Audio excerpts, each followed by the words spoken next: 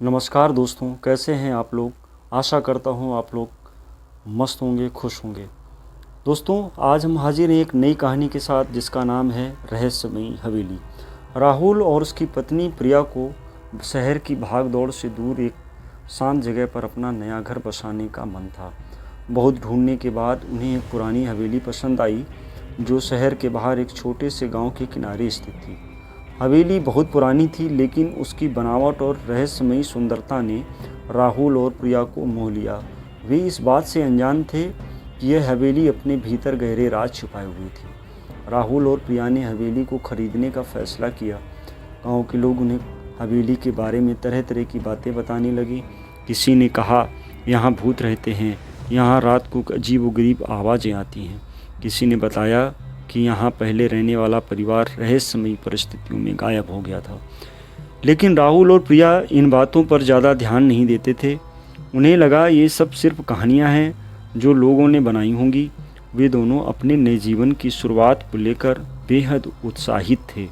शुरुआत के कुछ दिन बहुत अच्छे से बीते। हवेली बड़ी थी और उसमें बहुत सारे कमरे थे।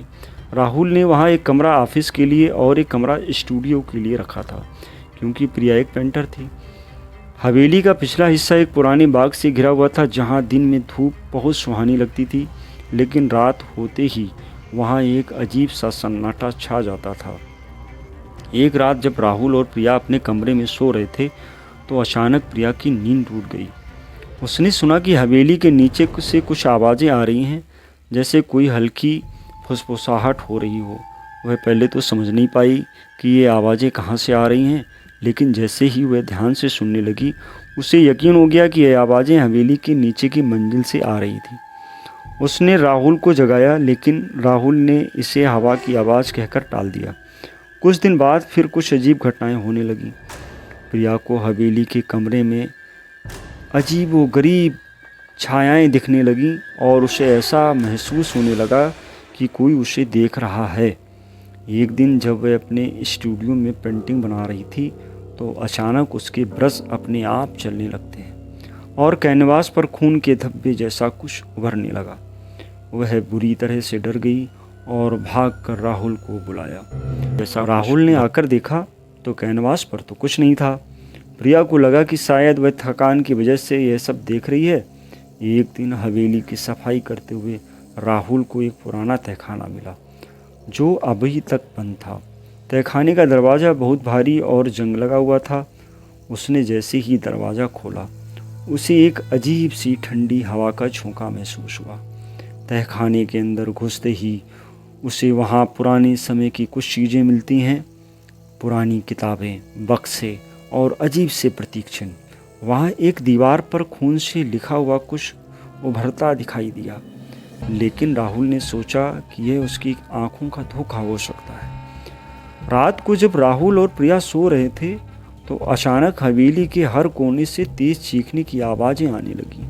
वे दोनों हड़बड़ाकर उठे और एक दूसरे की ओर देखा।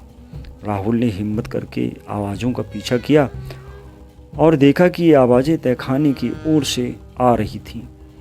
उन्होंने तुरंत तहखाने का दरवाज़ा बंद कर दिया, लेकिन आवाज़ें बंद नहीं हुई। पूरा घर अब जैसे किसी अज्ञात शक्ति के वश में था। अगले दिन राहुल और प्रिया ने गांव के पुराने पुजारी से मुलाकात की। पुजारी ने उन्हें बताया कि इस हवेली में एक बहुत भयानक हादसा हुआ था। सालों पहले यहाँ एक धनी परिवार रहता था, जिनके घर पर एक काली शक्तियों को साधने वाला तांत्रिक आया था। उसने यहाँ अपनी काली साधनाएं की थीं और उस परिवार की बलि चढ़ा दी थी। तभी से इस हवेली में उन आत्माओं की चीखें सुनाई देती हैं। हवेली की तहखाने में उसी तांत्रिक की शक्ति का वास है और वह किसी भी हाल में वहाँ से जाने वाला नहीं है। राहुल और प्रिया के होश उड़ गए। उन्होंने सोचा कि अब क्या किया जाए। पुजारी ने उन्हें सलाह दी कि इस हवेली को छोड़कर चले जाओ, क्योंकि यहाँ रहना अब खतरे से खाली नहीं है। लेकिन राहुल को यह सब अंधविश्वास लगा और उसने हवेली छोड़ने से इनकार कर दिया। उसने सोचा कि वह इस डर को हराकर ही रहेगा। रात को जब वे दोनों सो रहे थे, तो अचानक उनके कमरे का दरवाज़ा अपने आप खुल गया। हवेली में तेज हवाओं के साथ चीख पुकार शुरू हो गई। इस बार यह चीखें और भी तेज थीं और हवेली के दीवारों पर खून की धारियां बहने लगीं।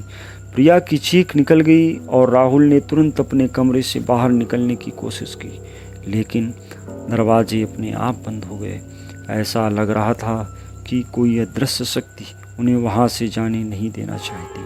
तभी तहखाने का दरवाज़ा जोर से खुलता है और एक काले साए में लिपटी आकृति बाहर आती है। उसका चेहरा डरावना था और उसकी आंखें आग की तरह जल रही थीं। राहुल और प्रिया को उसकी ओर आते देखकर उनकी सांसें रुक गईं। उस आकृति ने धीरे धीरे उनके करीब आकर कहा, तुम यहाँ से नहीं जा सकते, यह हवेली अब तुम्हारी कब्र बनेगी।